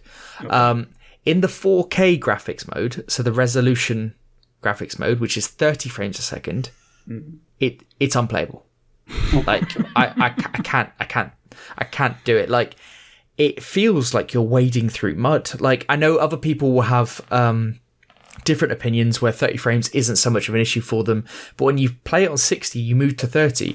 I like to turn off the motion blur in games. I don't know what you two are like, but I like to turn off the motion blur, and because I find it weird when you're looking and it kind of blurs around as you're moving.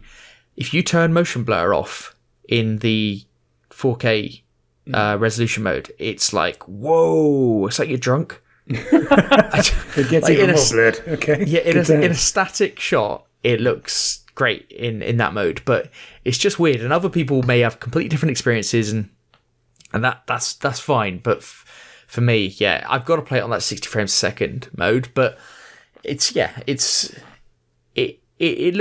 good. It looks great. The in-game cutscenes, which are basically gameplay, but it focuses in with the camera moving and right behind the zooms in on faces and all that kind of stuff. The facial animations in this game, along with the voice acting, absolutely insane. Like the facial animation is fantastic, the best I've seen in any game, and the voice acting alongside is brilliant. But the emotions that these characters convey, like in just the little movements of their face and stuff, it's like they're making an emotion. I'm like, that's so right. That's like, that is how you move your face to do this really weird, obscure emotion. Is it like what we wanted out of LA Noire, but we never fucking got? Yes. But what it is like when a character says that, because you know the voice actor is doing it how they're supposed to do it, like with that, like a bit of emotion behind it, but the face is doing it as well. You're like, you've totally picked up what's going on. It's brilliant. And in game, this game looks great. It's a lot denser, I think, with colour and foliage and stuff like that than the previous game. So I think that's good. But this is the butt point. This is the big but, because there's always a but in whenever we talk about these games. And this, again, personal opinion, the Horizon Zero Dawn with the PS5 upgrade that's already happened, I thought that looked wonderful. And games today are at that stage where we're getting very incremental changes to these games. Like the newest games comes out and it's getting very incremental, these graphical changes. And to me, it looks really similar to the last game. If you go online, people talk about this game like as the most beautiful thing. It's the second coming. It's the best looking PS5 game ever. And if you think that, then fair play. Absolutely brilliant. Like, that's great. I think it looks great. I'm just saying this is not revolutionary for me at all. And I think, I thought Horizon Zero Dawn was a fantastic looking game, and it was fantastic on PS4. And I think what's holding it back is what we talked about previously on this show, the next gen consoles having to make a game for next gen and previous gen. When you get games which are just PS5 only or series consoles only, I think we will see a next level of graphics, but I think that holds it back. And me and my girlfriend loaded up Horizon Zero Dawn and then straight after, for comparison, Forbidden West. And you know what she said to me? That looks the same. And it obviously doesn't, because it looks better, but you get my point. My point is that these changes are so incremental, they're not revolutionary, and everyone's acting like they are, and I buy into the hype, and you'll see the trailer and you'll see that running, and the cutscenes do look amazing, but the in-game moment to moment looks really, really good, looks excellent, in fact, because Horizon Zero Dawn was an incredible looking game. But don't go looking for revolution. Okay, is what I'd say on that one. But so overall, it's great to be back playing Horizon. I never actually completed the first one. I think that's well documented. I said that when we talked about the upcoming games of the year and stuff. So I never actually completed it. There are a lot of very good games that you're very complimentary about that you never finished, Ben. That's quite a chunk. There's a market there. Well, that is not. That's not the game's fault. I mean, obviously, as I said, Breath of the Wild came out at the same time the original Horizon came out, and there were a lot of material differences between those games, and it was hard to get around. But what I would say about this game so far is that in every single area there seems to be a very small improvement, and that's pretty good. If you've improved, basically the whole game has improved incrementally everywhere, and even the climbing, that damn climbing has apart from the climbing, but it's got a bit better. It's got a bit better. It has improved. It has improved. But I've been playing this game. I've been absolutely loving this, and I'm so much more engaged with this over than Dying Light 2. Characters, storyline, the story is engaging. Side quests, fucking excellent. Aloy as a character, I'm playing a female protagonist. I love it. Like it's brilliant. It's all leveled up from the last one. But yeah, my advice is don't expect revolution. This is more of the same as 4 to 5 years ago, the original Horizon, but that's not necessarily a bad thing. Yeah. It's a very good game. Fantastic. Cool. Well, I mean, I would say I expect more next week, but we both know you're going to be playing something else next week. No, I'm absolutely killing this game. This is where I want to play at the moment. I think every moment I get this week will just be on this game, and before I'll be beyond the point of no return on it. So I will need to finish this and move on to Elden Ring. But yeah, this is worthy so far. It seems entirely worthy of cracking on and having a great time with the game. Fantastic. Okay, well, I think it's about time for our feature then, don't you? Cool, let's do it. Ideal. And yeah, as we said at the very beginning, this week our feature is on whether critics are influenced by outside opinions. Now, I don't think this one's going to take us too long, guys, because without Kirk here, I suspect we might all end up on the same side pretty quick at that question. Yeah, maybe. But I think there's sort of three major elements to this, really, which is, firstly, do we believe that the reviewers are influenced by potential backlash and want to play it safe? Yeah. Secondly, do we think that when someone says a 10 out of 10 game, it needs to be a perfect game? Do you know what I mean? Yeah, I do, yeah. Yeah, and thirdly, are we, as the gaming audience, influenced by these media review scores at all? Or has it become more about the user scores, or even about your favourite streamers' scores? Yeah. And I think those are really the three parts of it. So let's tackle the first one there, which, just a plain yes or no, do we think reviewers are influenced by potential backlash? Yes. 100%. Yeah, massively, me as well. This is what I thought. There's nobody Kirk here for to defend all the reviewers and be like, no, they're all really good, and I agree that all the reviews are amazing. Oh, and then, fuck off. They're trying to give you an honest opinion, and no, they're not. They're trying to sell something. They're trying to sell you their opinion, and they don't want that to be hated. So yes, I think it's almost a product of staff writers and freelance writers, because when you made the great point at the end there about our own personal reviewers that we trust of YouTubers or something like that, maybe. But when you talk about staff writers or freelance writers for a big website, Yeah. Like, nobody wants to stir up the big controversy, don't they? And I just think it's very interesting that I think all three of us could probably predict a score. So we could predict Horizon's Metacritic score. I think it's at an 88 right now. And I would predict that Elden Ring would probably be around that as well.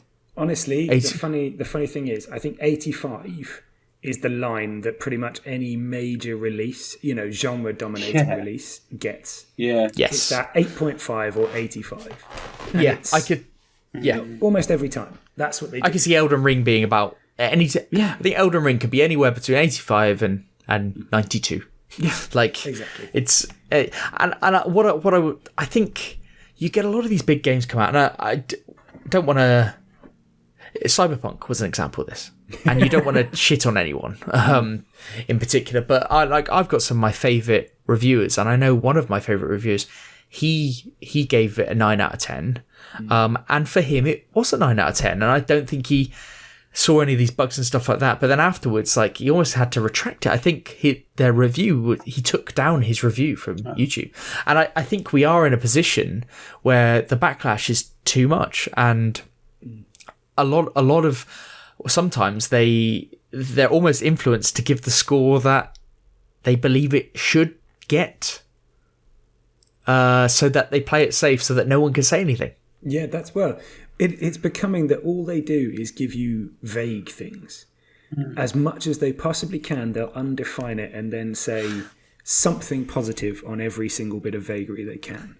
That's how I see it anyway. I think that's a fantastic point, because a lot of sites don't do 0.5s anymore. They just do, or percentages. They just do round numbers, and that is to protect that system of a vague kind of thing.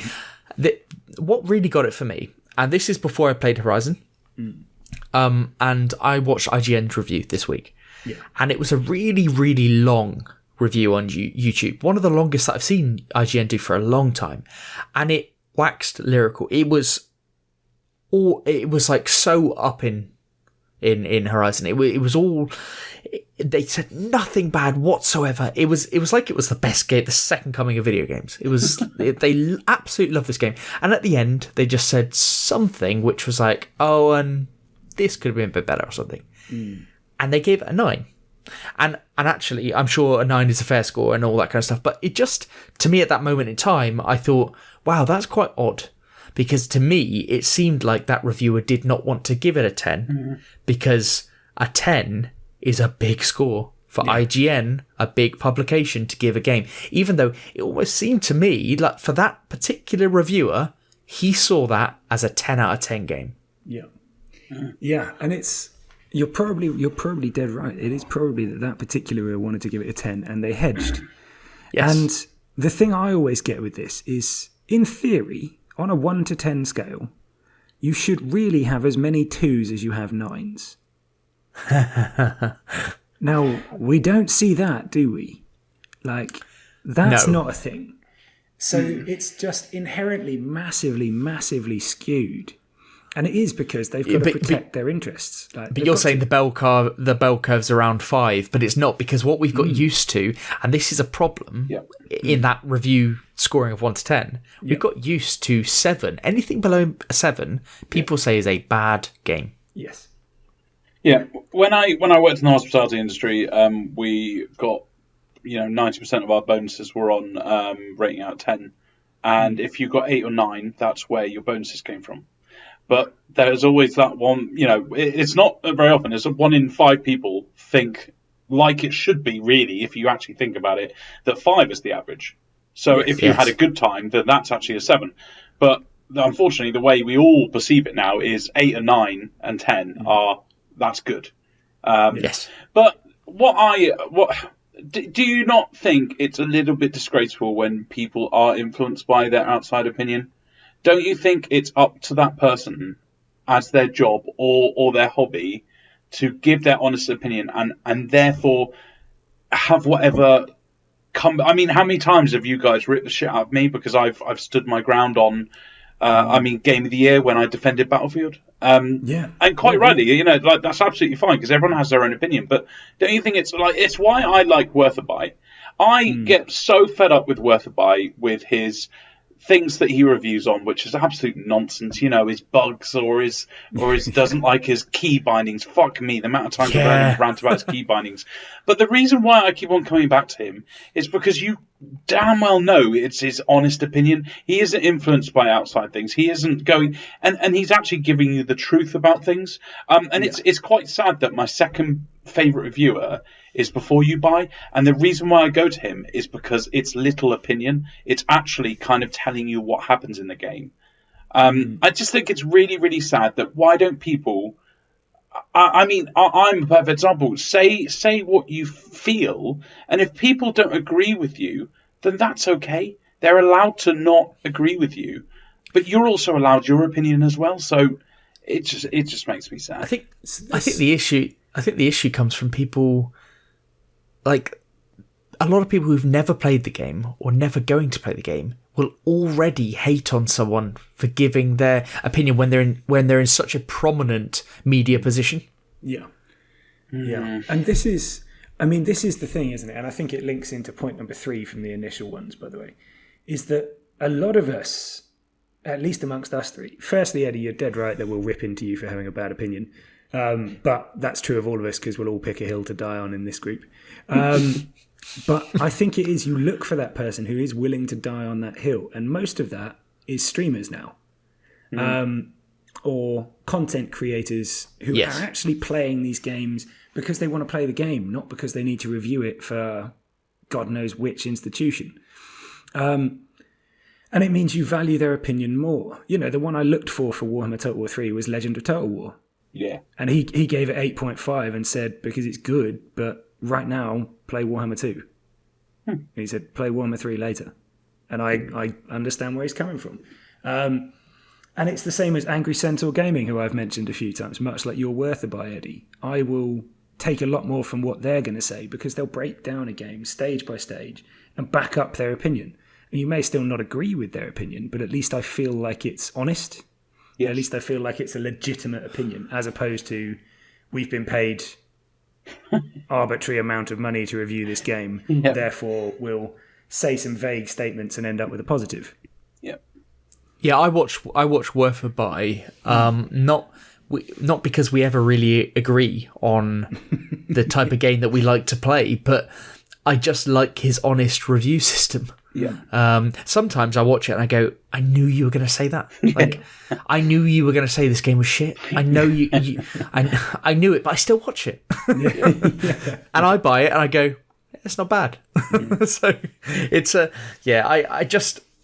I think as we go through, as we're now in this age where anyone can say anything and just people rip into... I don't understand the people ripping into people when they've never even played a game, and it is someone's just opinion. Like I said earlier about the graphics and stuff on Horizon, somebody might think that is the best looking game ever, and that's absolutely fine because we got different eyes, I see things differently, and I may not like one thing or whatever. That's fine to have a completely different opinion, but other people don't like that, because if we were a bigger publication, I'd be getting torn a new one for saying that. Yeah.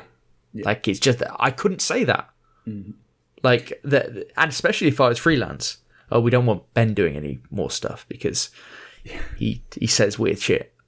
Like, that's you can't do it. So, but I think that when you said at the start about the rating system and a 10 out of 10, like this I think is incredibly prominent this week with Horizon, and Horizon Forbidden West for me is not a perfect game. I've said about the climbing and all that kind of stuff, haven't I? But okay, you really are focusing on that climbing. But I really am. And it's not that big a deal. It's not that big a deal. It honestly isn't. But the thing that gets me, and it got me when I was playing this game, is what is a 10 out of 10? Because a 10 out of 10 for me is not a perfect game. That's not what a 10 out of 10... And people go, oh, it has to be... No. When you're doing a gradation system of 1 to 10, you're kind of saying 95 and above if you're doing rounding up anyway. And you can have some negatives and it still be a 10 out of 10 game. And you have so many people who aren't reviewers, they'll 5 out of 5 star something, won't they? they'll say, oh, that's my favorite game, and it's not a perfect game, but for them it's a 10 out of 10 game. And I think we need to be giving more 10 out of 10s. I think we need to be giving more like, rock on, that is a fucking quality game, because otherwise everything's a 9. Yeah. When you have games with serious flaws but they're really fun, that's a 9 out of 10. When you get a fucking masterpiece that has just one flaw, it's a 9 out of 10. It's like people are scared to give 10 out of 10s because it's like, oh, well, that has to be the second coming of game. I've used that phrase a hell of a lot tonight. I want to go against you there, and don't get me wrong, I agree that there are way too many 9s and 8s out of 10, and I really do think we should be going the other way. I think the 10 and 10 should be reserved for games that will go down in history. You know, your Skyrims, your Fallouts, your Marios, games that if you look down a list, that they're only, like 50 games, and you go, that is an amazing game, and maybe what it did for the gaming industry. I don't think a game like fucking Celeste should be a 10 out of 10, or Microsoft Flight Simulator 2020 is a 10 out of 10. That game is not going down in anyone's history books. But there's a problem there, Eddie, which that it's really hard to predict what games are going to do that. And I mean predict even on the day of release. Like quite a lot of these games, and I'm thinking along the same lines as Skyrim, as The Witcher 3, Pokemon Red versus Blue, you could include in this Red or Blue even. Red versus Blue. Wow. Halo Combat Evolved. That's why that came into my head there. And, these ones where they almost create their own zeitgeist. And you can't tell that's going to happen when a game's first released. It normally happens quite a long way down the line. No, I totally agree, Pete. And I think all reviews should be done on a complete and utter blank slate.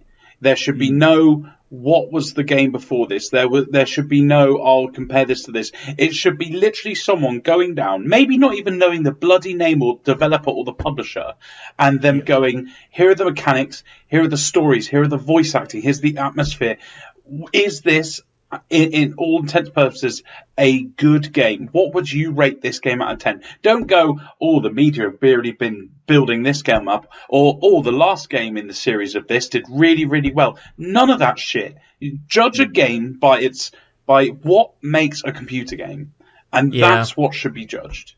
I love the fact, Eddie, you said about basically having more scores lower, like taking it. We're both talking about increasing the bell curve. Yeah, because I'm saying moving it one way, you're saying moving the other, and I think your way is better. I just think I do think we need more 10s though, because what I look at, and I love indie games.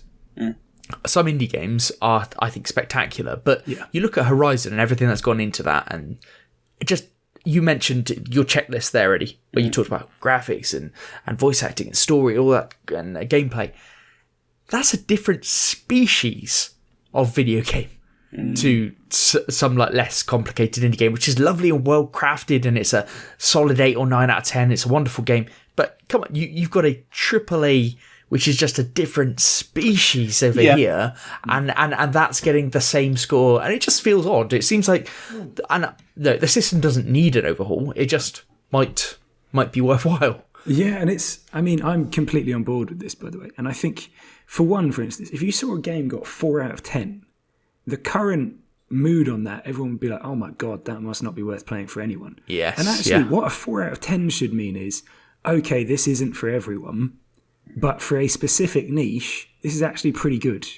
Could be great, yeah. You know what I mean? Like, for people who like, I don't know, medieval survival horror games, this is a banger. But if you don't play that type of game, there's nothing in it for you at all. That, to me, is like a 4 or 5-ish, yeah? Somewhere around there. You've hit your niche, you've done nothing more outside it. And I do think we need to see more spread, because at the moment, almost everything is somewhere between 71 and 95. What about an overall rating, like you've said, and then a niche rating? So you give 2. Yeah, that would actually... If you love these games, this type of game, it's a 10 out of 10. If you don't, the overall rating score is probably closer to a 4, because that is a very big niche. Yeah. I don't know, like, it seems like every game at the moment is rated on their niche. Yeah. Yeah. So like, is it a good thing at being that particular game? It's just, you know, it's a good example. What did State of Decay 2 get on the Metacritic? Do we know? Probably not that. Yeah, great. I don't think it's going to be good because it wasn't. Shall I look it up? Look it up while I rant. It wasn't like there was nothing groundbreaking of it. There was no like great story. There were no great story acting, but the game as a mechanic, the person, if you're looking for that kind of game, like I am that kind of gamer, I have sunk fucking so many hours into that. It's crazy. And I've gone back to that game, I think 3 or 4 times. So for me, I know that's probably, I reckon it's sitting around as does a 72 or something. Well, go on, Ben. I can tell you, but I can also say this game on Metacritic actually is a perfect one for me to rant on in a second because its score is 69. Fucking hell. Yeah. See, that's exactly what I mean. It's so rated low. It's because it had nothing new. It had nothing really that exciting. But if you actually played it and you went, oh, hang on, I like these kind of games, and you actually grind out, you go, hang on, this is actually fucking great fun. I'm going to play this for hundreds of hours. Dear. That now, just confirms and makes me sad. Yeah. Now, this is, and I think this is where I reach my thesis on this anyway, because it's a 69 on Metacritic for the critic review. Mm-hmm. User score is 4.9. Out of 4.9? Or 10. Out of 10. Out of 10. Out of 10. Yeah. 4.9? Yeah. Such hyperbole in everyone's user scores. And so this is the thing, and I think it comes down to where you actually get your judgment from. And we've touched on this already. But for me, I don't trust reviews on Steam unless it's over a ridiculous number. Yeah. You know, if you've got one that's got millions of reviews and it's in one category heavily, I'm like, okay, maybe. But beyond that, I don't trust user scores. I don't trust critic reviews at all. Mm-hmm. What I want to see is someone actually play the game a little bit and kind of have some fun with it. And I will judge based on that. You know what I mean? That's why the content creators are so valuable for me in this. I love the content creators. Oh, sorry, Pete, you carry on. I didn't hadn't finished the thesis, but I did pause, so fair enough. Because I've lost my train of thought now. Thanks, Ben. I should not have taken so long. I've lost it. You're up. Oh, fuck's sake. I really screwed the pooch on that one. It was coming to a crescendo, wasn't it? It was building up. Well, for me, when it comes to you, for me, YouTubers are obviously a go-to for me, but I do put incredible stock in media reviews because they hold a massive, it's a big correlation to actually how good a game is. Like it's not that I don't trust media reviews at all, because it is correlated with how good a game is. It just may not be. I just say anything above a 70 could be a really good game, and anything even below that could still be a good game if you're into that niche. It's just, but I do like to see. I love it when a game gets a really, really massive score on Metacritic, like hoping Elden Ring does or whatever. It puts me in such a good mood to play the game. Otherwise I'm trying to prove the critics wrong when I'm playing it. But yeah, the YouTubers are my way to go because of the less of an influence, but I do love a good media score. For me it's I would like to say that I'm not influenced by the critic scores, but I mean, I do look at I look at content creators and I kind of work out what a game is, but I would be lying if I said I didn't look at the Metacritic scores or I looked at the Steam scores. And there have been a few instances where, well, there's been hundreds of instances where I haven't bought a game because of it. And quite sadly, there's been a few times where I've either been in gaming limbo too long, or maybe I've come into some money, I've gone, fuck it, just buy it anyway. And I figured out that it's actually a fucking amazing game. What's Wildlands, that game? I remember reading all the reviews and everyone was going, oh, it's the same old shit, it's crap. Tom Clancy. And I went, fuck it, look, just buy it, you've got a week off and you don't have any other games on your wish list. And I played it, I went, this is fucking brilliant. This is absolutely brilliant. I'm going to come back to this probably 6 or 7 times in my life. And so it's sad for me to say, but the Metacritic scores and the review scores always influence me. But what I'm trying to say is try not to let them, because I'm the there's same. so many times that they're so wrong. Yeah, I'm the same. Well, so what we've got to is we don't trust them at all, but we still use them. Yeah. Absolutely. Still influenced by it. Fantastic. Yeah, we are part of the audience. Great. Kirk, we need Kirk back. He needs to die on a different hill. It is useful. We are too uniform in this one. Although it must be said, until you said it's Steam reviews, Eddie, I was there going, I don't actually ever look at Metacritic except for this show. I haven't done in several years now. Oh, I love Metacritic. I'm all in. But I've just given up on it completely. But either way, we've ended up where we thought we'd end up. Damn it, Kirk. Oh well. If someone wants to get in touch with Kirk, how could they do so, Ben? They could tweet us/him at Grumpy Gamers Pod.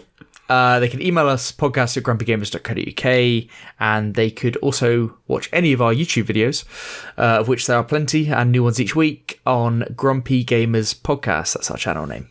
Fantastic. But for this week, it is GG. GG. GG.